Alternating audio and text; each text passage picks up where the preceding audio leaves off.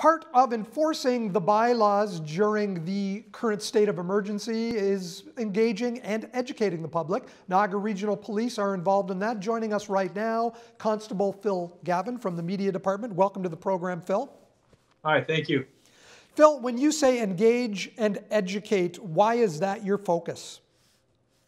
We recognize that this is an easy time for anybody, and so we hope that over the last 10 months or almost a year now that we've had the opportunity to engage with their community. So we're talking to them, we're meeting with them, we're educating them as to what the rules are, and then lastly, where required, enforcement being the last piece of that puzzle.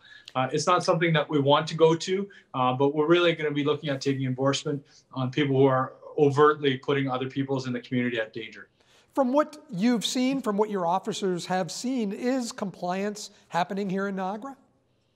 Generally, we have good compliance. We do have obviously issues from time to time where we have gatherings that are outside the rules, and we certainly saw that on New Year's Eve where we had a lot of enforcement that particular evening. We still see those from time to time, and hopefully those will get voluntary compliance, and we won't get many of those.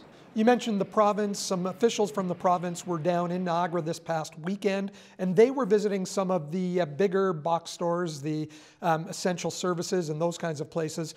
Was the NRP involved in working with them along with this?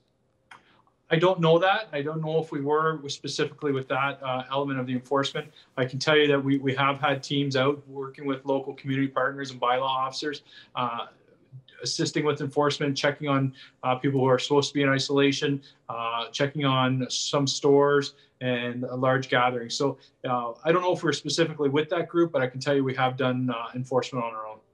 Are you experiencing calls from municipalities from the region about bylaw officers being, I guess, argued with on the street when they're trying to enforce? I shouldn't say enforce, but engage with people, educate them on compliance?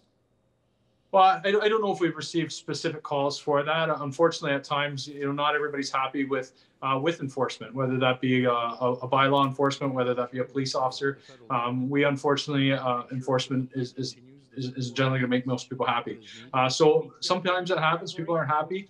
That's sometimes the nature of our business. But certainly, as I said, that's not our priority goal. We're hoping for voluntary compliance before we have to reach the stage of laying fines or enforcement.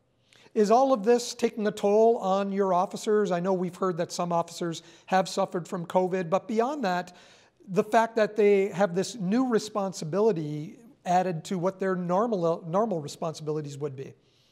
I think that's a fair statement. We like you said, we have as a service, we've had to deal with COVID-related issues internally with our members, contracting it.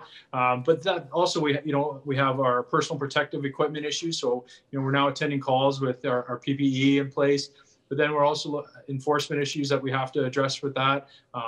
But our regular calls keep coming. Those haven't stopped. At the beginning of COVID, we saw a decline in those calls, but that's changed a little bit, and those calls are returning. So yeah, absolutely, our officers are affected by it from a personal perspective. They're out there in the community, and then they have their lives to lead that they have to go home to. So obviously that can be concerning.